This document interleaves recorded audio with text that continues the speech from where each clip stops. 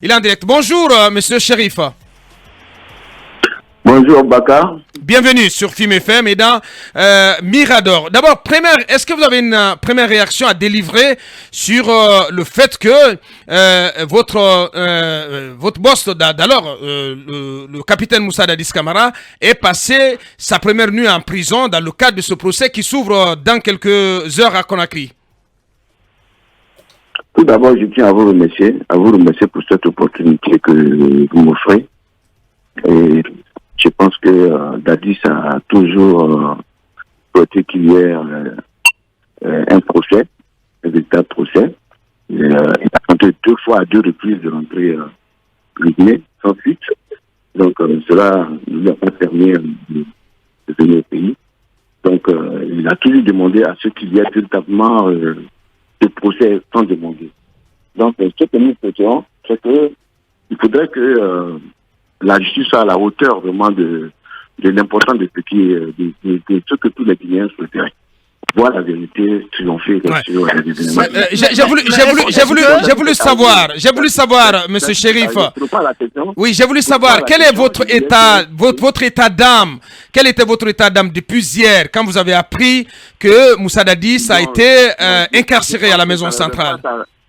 Je n'avais pas sa raison d'être de conduire Dadis directement en prison. Parce que je me dis que c'est un ancien chef de l'État. Certes, personne n'est au-dessus de la loi. Mais je pense qu'il a manifesté, il est venu de manière volontaire. Il a tout demandé à ce qu'il soit là, à ce qu'il y ait ce procès-là. Donc, on peut incarcérer quelqu'un qui est fuyard. Mais Dadis a tout demandé à être là. Donc, pour garantir, même en Côte d'Ivoire, quand il y a eu le procès de Mme Gbagbo, on ne l'a pas envoyé à la MACA, à la maison d'arrêt correctionnel. Elle était à l'école de la gendarmerie dans une villa. Donc, même Laurent Gbagbo, quand il a été arrêté, on ne l'a pas directement envoyé à la maison d'arrêt.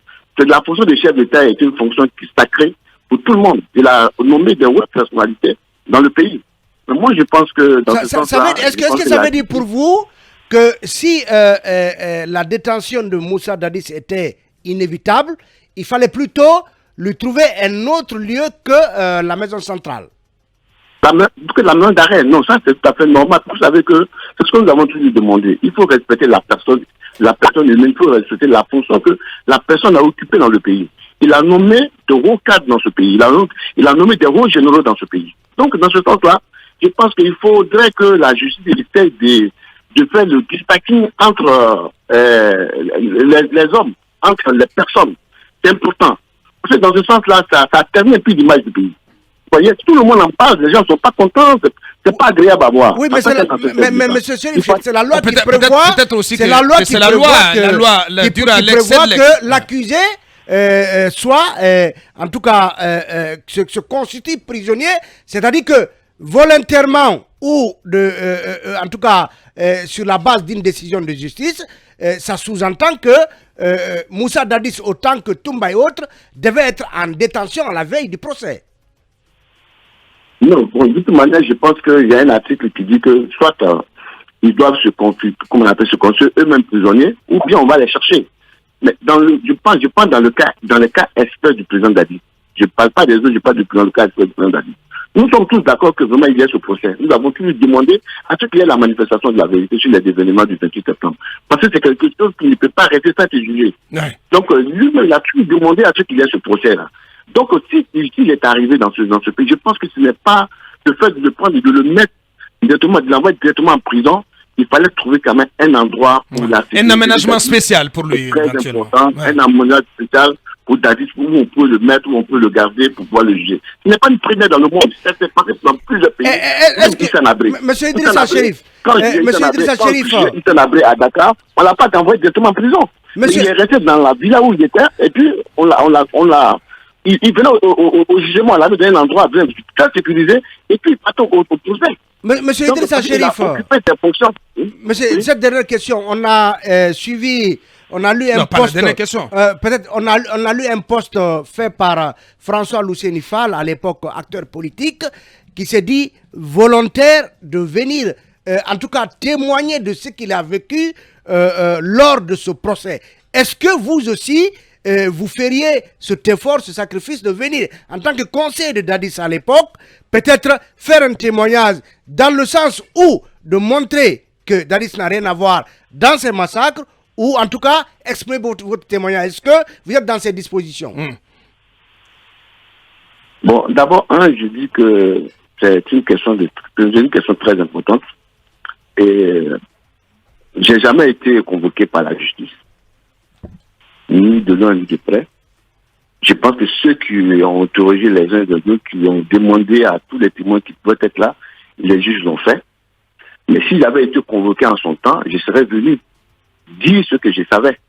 Mais comme en tant que conseiller spécial, avant que je ne sois nommé comme ministre, j'ai été nommé ministre après les événements du 28 septembre. Tout à fait. Après la démission de Tibou Kamara. Ouais. Après la démission de Tibou Kamara, en 1942 conseillers.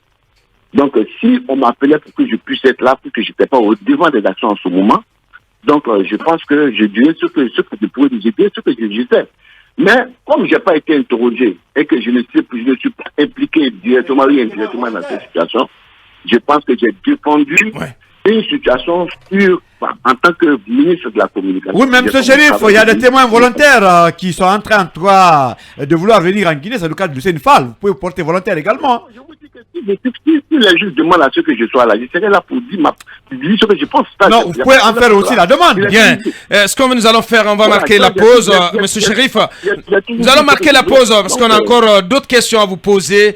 Vous avez des choses à nous dire, éventuellement à raconter sur ce qui s'est passé. C'est triste, 28 septembre 2009. Nous repartons du côté de la Côte d'Ivoire pour continuer à évoquer l'ouverture de ce procès en compagnie de M. Idrissa Chérif, à l'époque des faits, conseiller spécial de capitaine Moussa Dadis Camara, chef de la junte à l'époque. Il est de retour. Rebonjour, M. Chérif. Bonjour, Abakar. Bien, allez-y, Mohamed Kaba. Alors, monsieur Chérif, vous n'avez pas été convoqué par la justice. Pendant ce temps, vous étiez conseiller spécial du président Moussa Dadis Camara. Que saviez-vous de ce jour si tumultueux dans l'histoire guinéenne, ce 28 septembre? Vous qui étiez très proche du capitaine Dadis Camara, que saviez-vous? Qu'est-ce qui s'est réellement passé à ce jour du 28 septembre? Très bonne question. Bon, je pense que le 28 septembre, qui était à l'AB. Et après l'AB, nous sommes rentrés à Conakry, après une nuit passée. Et le lundi matin, je pense que j'ai déposé le ministre Siliki Konati qui était venu avec nous à l'AB et de la Côte d'Ivoire. Et après ça, je suis retourné dans ma chambre. Je me suis couché, je me suis réveillé au moment de 16 heures. Mais je pense que ce jour-là, c'est RFI qui m'a réveillé, comme je l'ai toujours dit. J'ai été réveillé par un coup de fil de RFI. C'est pas qu'il leur a donné mon numéro. Mais après, j'aurais appris que ils ont pris besoin d'Aïcha Kone, la chanteuse d'Aïcha Kone, et Aïcha Kone, à son tour, a remis mon numéro à quelqu'un de RFI, et c'est ce dernier qui a remis mon numéro aux journalistes de RFI. Ils m'ont appelé directement, ils m'ont dit il y a des situations qui se passent à Conakry. J'ai dit mais quelle situation? On dit non, il y a eu des événements au soir du 28 septembre. J'ai dit mais moi je suis au lit, je suis couché, c'est même pas de ce qu'il s'agit. Donc c'est ainsi maintenant que je me suis réveillé, et puis après, je me suis dit, j'ai dit attends, je vais me renseigner, je vais parler à ministre. J'étais conseiller spécial, je n'étais pas ministre. Donc la première personne que j'ai pu joindre, c'était Tibou Kamara que j'ai joué au téléphone. Donc j'ai dit à Tibou, mais Tibou, qu'est-ce qui se passe? Il m'a dit, nous sommes au camp, donc mais je vais te rappeler. J'ai dit, non, attends, il y a RFI, tu veux te parler, mais est-ce que je peux remettre ton numéro aux gens de RFI, tu vas leur expliquer ce qui se passe? Il m'a dit, bon, ok, remets mon numéro. Bon, j'ai remis le numéro de Tibou, et ils ont appelé Tibou ne décrochait plus. C'est ainsi qu'ils m'ont rejoint encore au téléphone. Donc, ils m'ont dit non, ils ne décrochent pas. C'est ainsi qu'ils appelaient Isto Kera. J'ai dit, Isto, monsieur le ministre, qu'est-ce qui se passe? Il a dit, j'ai dit, mais il y a RFI qui veut parler à un ministre. Il dit, bon, moi, c'est pas moi je suis ministre des Sports, je ne suis pas ministre de la Communication, c'est Tibou qui est mieux placé pour parler de ce problème-là. J'ai dit, mais qu'est-ce qu'il y a? Donc, ainsi qu'il a décliné l'offre de parler. Et voilà. Ce qui s'est passé, moi j'ai été levé par... Donc vous n'avez rien du tout suivi alors? Vers 19h, non, j'ai rien suivi, je dormais, je dis que je dormais. Donc vers 19h, je suis allé au camp Al-Fayaya, et c'est ainsi que j'ai trouvé tout le monde autour du président, Kaleti Faro, Bakabari, toute l'équipe des ministres était autour du président, et le président était en train de pleurer. Je l'ai trouvé en train de pleurer. Depuis Tadis qui disait qu'il veut démissionner ce jour-là, il a appelé maman, dit je vais démissionner. Ce jour-là, je pense que c'est Laye Condé Junior qui a dit, monsieur le président, si vous démissionnez, cette même nuit, l'armée va vous tuer. Tu vois? Il a pris maman dit, je vais démissionner. J'ai vu le président qui était en arme. Là, j'ai dit au président, monsieur le président, levez-vous, moi, je vais vous défendre. Et Dadis, donc, en larmes et qui menace de démissionner. Il a dit que monsieur, tout le monde est malade à Mandjou. Tout le monde, que ce soit Keleti Faro qui est décédé aujourd'hui, que ce soit Bouaka Bani, que ce soit Maïmouna Diallo qui est là, que ce soit tout le monde, c'était tout ça. Ouais. Mais cela traduit quoi pour vous, monsieur Chérif, cet état d'âme dans lequel vous avez trouvé Moussa Dadis en pleurs et qui avait même envie d'abandonner ses charges présidentielles. Cela traduit quoi? Quel est le message qui se cache derrière cet état d'âme? C'est-à-dire qu'il était aussi effondré de voir qu'il y a des Guinéens qui sont morts au stade. Il était surpris, là, qu'est-ce qu'il disait? Il dit, j'ai été pillé, mais qu'est-ce qui s'est passé? Il a été piégé. Voilà, il dit qu'est-ce qui s'est passé? Il dit, mais pourquoi on peut tuer des Guinéens? Mais c'était tout ça, tout ce que j'ai dit, j'ai dit des noms, je ne crache pas les noms. Ouais. Mais au fond, monsieur Chérif, cette manifestation qui a dégénéré, qui a été réprimée dans le sang, elle a été organisée par les forces vives qui se mobilisaient ce jour, ou qui avaient appelé leurs partisans à se mobiliser contre une possible candidature. Non, attendez, je pose ma question. La manifestation, elle avait pour un seul but, c'était pour contrecarrer un éventuel projet de candidature de Moussa Dadis Camara. Est-ce que, de ce point de vue-là, cela ne peut pas impliquer une quelconque responsabilité de Moussa Dadis Camara? Donc, moi, je pense que, si on veut dire la vérité des choses, j'ai jamais vu Dadis qui a dit que je suis candidat, donc préparer ma candidature. Je sais que... Mais il a dit à Kaloum, si je veux, je peux ôter la tenue pour me présenter. Il l'a dit. Il a dit à Kaloum, lors d'un événement, moi j'étais à Abidjan en ce moment, il a dit à Kaloum, il a dit, écoutez, moi je ne suis pas né militaire. Si vous m'attaquez, vous me fustigez, je peux aussi ôter la tenue, me présenter comme vous, en tant que Guinéen. Bon, c'est des conditions qu'il a posées, mais il n'a jamais réuni l'ensemble du gouvernement pour dire qu'il est candidat. Moi, je n'ai jamais appris ça. Et selon nos propos, moi, je pense que c'est une condition qu'il a posée. Et qu'est-ce qu'il a dit? Il a dit que le 28 septembre, c'était un jour historique pour la Guinée. Vous pouvez marcher le 29, mais laissez le 28. Vous n'allez pas marcher le 28, mais le 29, vous allez marcher. On va vous encadrer. Il a supplié, il dit ne marchez pas, attendez le 29, vous allez marcher. Si vous voulez marcher le 29, vous allez marcher. Oui, mais le 28, non, c'est une date historique. Monsieur Chérif, nous avons appris que M. Dadis a appelé des organisateurs, notamment Sidi Touré, vers 01h du matin. Mais en dépit de cela, depuis son intention... Est-ce que vous confirmez d'abord cela? À Boulibine, doter la tenue, le mouvement Dadis doit rester... Il l'avait. Le mouvement Dadis... Il l'avait, il ne dormait pas. Oui. Monsieur Chérif, le mouvement Dadis doit rester avec pour base le cas Alpha Yaya est financé par les proches de Dadis. Bon, de toute manière, moi je ne connais pas, je n'ai jamais participé à ce groupe, à ce mouvement. Vous savez, quand un parti politique arrive, quand un pouvoir arrive, vous savez toujours, il y a des corps qui se forment. Mais pas à l'initiative certainement de celui qui dirige. Il y a des formes qui se forment. Vous dites des mouvements de soutien qui sortent. Moi, j'ai toujours dit qu'il ne faudrait pas qu'on fasse que des mouvements de soutien, mais il faut créer des mouvements d'action. Donc, je pense que c'est ce côté-là que la chose la plus importante. Oui, mais M. Chérif, le mouvement doit rester. Prenez les bus quand même de transport public pour circuler à travers tout Conakry. Et il passait par le camp Alpha Yaya. J'ai pas entendu. Le mouvement doit rester, emprunter les bus de transport public, quitter le camp Alpha Yaya pour faire le tour de Conakry. Et à l'époque, le président Dadis n'a rien dit et vous, l'entourage, personne n'a réagi. Non, moi je pense que moi je ne suis pas d'accord avec le mouvement de soutien. Cela va rester. On est venu pour une transition. Je l'ai même dit sur Guinée News. J'ai dit que Dadis ne sera pas un Guy-Robert bis. Ça, je l'ai dit sur Guinée. Il est venu, on est dans une transition. Il partait dans une transition. Je l'ai dit au moment où Dadis est au pouvoir.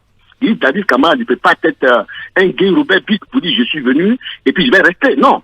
J'ai été clair, ça dans le plan de Guinée, nous, en son temps. Très bien. Très bien. Vous pouvez aller chercher. Idrissa Chérif, conseiller spécial de Moussa Dadis Camara à l'époque de la commission de ces atrocités du 28 septembre 2009. Il est en direct. Dernière question à lui. Monsieur Idrissa Chérif, on sait que la Guinée n'est pas un arrondissement de la France et que les événements du 28 septembre sont pratiquement un détail pour certains. Mais vous avez décrit tout à l'heure le capitaine Moussa Dadis Camara qui pleurait à chaudes larmes et qui disait qu'il a été piégé. Est-ce que vous avez appris de lui ou de quelqu'un d'autre qui l'aurait piégé? Très bonne question. Bon, dans un premier temps, Dadis était sur une voie. Dans un premier temps, de faire des arrestations. Et vous savez, un matin, il y a Virginie Hers, et puis Tatiana Mousseau, et puis Laurent Kouro, qui est le rédacteur, qui est le chef de plateau, le chef de rédaction de RFI actuellement, Laurent Kouro, ils sont venus me voir. En tant que ministre, je venais d'être ministre de la communication, en tant que ministre en tant que conseiller spécial, je ne suis pas encore passé comme ministre, en tant que conseiller spécial, ils sont venus me voir et me dire, écoute, il y a une situation qui se passe, on veut essayer d'aller dans les hôpitaux et aller à la mort, on nous empêche, on nous dit de ne pas aller, le Conseil supérieur de la communication nous a refusé. Je dis, bon, venez avec moi, je les ai pris, je les ai connus chez le directement dans le bureau d'Adis. J'ai dit, monsieur le président, voilà des personnes, des journalistes qui sont venus à la recherche de la vérité. On les empêche d'aller à la mort, on les empêche d'aller dans les hôpitaux. Le président Dadis dit, ce jour-là, il y avait Mamadi Kaba, l'ancien ministre du transport qui était là, qui était avec le président Dadis, et puis d'autres qui étaient là. Le président Dadis dit, moi, je n'ai rien à voir avec cette histoire du 28 septembre. Il dit, appelez-moi pour pas coller Kourouman, pour pas coller. Il dit, pas avec les gens là, allez-y dans les hôpitaux et allez-y à la mort. N'empêchez pas les journalistes à aller chercher la vérité. Moi, je pense que c'était de bonne foi. On était tous de bonne foi, on était tous à la recherche de la vérité. Alors, que dire du rôle joué par... Si Dadis n'avait pas été... Si Toumba n'avait pas tiré sur Dadis, je vous assure, à la fin, il allait avoir beaucoup d'arrestations. Il avait commencé à arrêter les gens. Est-ce qu'on peut-on déduire de vos propos que c'est Toumba qui avait piégé Dadis ou quelqu'un d'autre? Parce qu'on sait qu'il y a un général qui était absent. Qu'est-ce que vous dites concernant l'absence du général Sekouba Konaté le jour des événements? Bon, moi, je ne peux pas apporter de jugement sur le général et Dadis, parce que Dadis nous a tous planté. Le général et Dadis ont pris le pouvoir le même jour, ils étaient ensemble. Et Dadis, c'est vrai, le général portait le nom du numéro 3 du CNDD, mais en pratiquement, il était le numéro 2. C'est-à-dire que c'était... Dans les faits. Les deux. Dadis ne prenait aucun décret sans demander l'avis du Sekouba Konaté. Ma nomination a été faite à partir de 4 h du matin. Donc, mais il a fallu qu'il révèle le général pour lui dire, est-ce que je peux nommer shérif? Est-ce que je peux nommer shérif? Et le général a dit, mais tu as trop, c'est-à-dire, nomme-le comme ministre. Il doit démissionner, nomme-le là-bas. C'est encore président. Donc, quelque part, il faudrait qu'on se mette en tête que les deux étaient ensemble. Il dit que le général a piégé Dadis ou pas. Le général n'a pas été quelqu'un de mauvaise foi aussi dans cette histoire-là. Donc, alors, revenons sur les détails. Monsieur Chérif, revenons sur les détails. Est-ce qu'on peut savoir avec vous, dans notre soif de vérité, la galerie des personnes ayant trompé Dadis pour les tueries qui ont eu lieu au stade du 28 septembre? Est-ce que vous avez quelques confidences? Sinon, notre interview risque d'être fade. Non, j'ai pas de confidence. Je vous ai dit que le jour que Dadis prenait le téléphone pour appeler Tidia, reporter la marche, c'est pas sur mon téléphone, il appelle sur le téléphone de Thibaut. Thibaut est mieux placé pour donner les vérités. Donc, j'étais pas là-bas. Et moi, je ne restais jamais au camp à une certaine heure, sauf si le président m'appelait.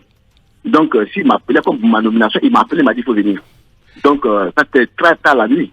Mais si le capitaine Dadis a accepté de pleurer devant vous, Monsieur Chérif, si le capitaine Dadis a accepté de pleurer devant vous, c'est que les chefs n'aiment pas être vus en difficulté. S'il a accepté de pleurer devant vous et de vous dire qu'il a été trahi, certainement, qu'il a donné des noms. Comme vous le savez, certainement il a dû vous donner des noms de ceux qui l'auraient trahi. Oui, non, ou bien Chérif n'a plus sa langue courageuse. Non, je n'ai pas dit devant moi seul. J'ai dit devant tout le monde. C'était public. Ouais.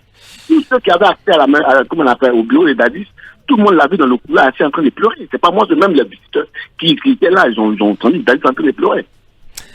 Et il fallait venir chercher tout le monde. Il dit sortez. C'est le président pleurait. Il a mis tout le monde dehors. Oui, mais monsieur Chérif, moi j'ai toute dernière question. Je voudrais un peu revenir en arrière. Est-ce qu'à un moment vous avez pensé à l'image du capitaine Dadis en faisant entrer des journalistes de la presse étrangère dans sa chambre à coucher? Et lorsque vous dites, monsieur le président, vos amis journalistes sont là, est-ce que vous avez un peu pensé à l'image à l'époque du président? Je n'ai pas encore compris la question. Je disais, vous avez fait entrer des journalistes de la presse étrangère dans la chambre à coucher du président Moussa Dadis Camara. Est-ce qu'à l'époque vous avez un peu pensé à l'image du président couché sur le lit avec un bouquet à main? Et voilà, un président de la République. À moitié nu. Là, je vais vous dire une chose. Ça a été selon la volonté du président Dadis lui-même. Si c'était moi, il n'allait jamais recevoir les journalistes dans sa chambre. Donc c'est quelque chose que je n'ai pas voulu. Vous savez, un civil, je ne suis pas dans l'ordre d'un militaire. Donc, Dadis, il s'est senti à l'aise dans son lit. Il a demandé de l'élection. Son bureau était en face. Qu'est-ce qui l'empêchait de venir à son bureau? Je ne les ai pas conduits, ça y est, les gens étaient là, les gens étaient là, je voulais le rencontrer, moi j'étais là. Donc en ce moment, je lui ai dit, monsieur le président, il y a les journalistes qui sont là. Il a dit, il fallait rendre à moi. J'ai dit, mais il est mieux que ça soit au bureau. Il a dit non, dans la chambre. C'est pas que moi, l'image que moi j'ai, la manière dont moi j'ai côtoyé le président Conté pendant des années, la fonction de chef d'État, c'est une fonction qui est sacrée. Donc, ma chambre, moi, mes étrangers, je ne peux pas rentrer dans ma chambre. Ma chambre, c'est pour moi, c'est pas pour quelqu'un d'autre. Mais ce jour-là, il a dit qu'il fallait laisser les gens. Vous avez vu, quand vous voyez l'image, vous voyez que quand on met la caméra sur moi, il appelle ma tête, je cache mon visage. Monsieur Chérif, je vais finir rapidement puisque j'ai beaucoup bavardé. Je vais finir rapidement. Que répondez-vous à ceux qui pensaient que vous étiez parmi les plus grands extrémistes aux côtés des Dadis? Quand vous dites que les plus grands extrémistes, moi, c'est ce qui me fait un peu difficile, un peu difficile de défendre une situation, défendre un pays comme tout le monde, comme le fait les autres, comme tous ceux qui sont en charge de la communication d'un président ou bien son porte-parole d'un gouvernement. Donc, pour dire que j'étais le plus proche des proches de Dadis, j'ai dit que là, c'est des erreurs que vous êtes en train de faire. Attention, Walker Bush devait attaquer la Syrie. Condoleezza Rice lui a dit non. Donc on peut être auprès du président pour... Walker devait attaquer la Syrie, mais Condoleezza Rice lui a dit non. Quand vous dites... moi je veux vous recadrer sur quelque chose. Parce que dans la vie, si vous ne savez pas, vous demandez, on vous explique. On vous explique. Chacun a un rôle à jouer. Quand vous jouez votre rôle, c'est comme vous n'allez jamais voir aux finances, ni au trésor, vous n'allez jamais voir mes pieds passer. C'est pas mon domaine. Je n'étais pas là pour eux. Aucun ministre de finances, de trésor me disait qu'il m'a vu dans son bureau. Bien. On a dit l'essentiel. Oui, en 30 secondes, s'il vous plaît. En ce qui concerne les prix de décision d'Adis, il y avait 2 personnes qui dirigeaient ce pays. C'était le président d'Adis et le général de Konaté. Tous les autres étaient des subordonnés. Voilà qui est dit. Il ne reste plus qu'à vous dire merci, grand merci à vous, monsieur Idrissa Chérif, qui prenait la parole sur Film FM et d'Amirador dans le cadre de ce plateau spécial consacré, dédié à l'ouverture du procès des massacres du 28 septembre. Merci, monsieur Chérif, merci d'avoir pris la parole chez nous ce matin.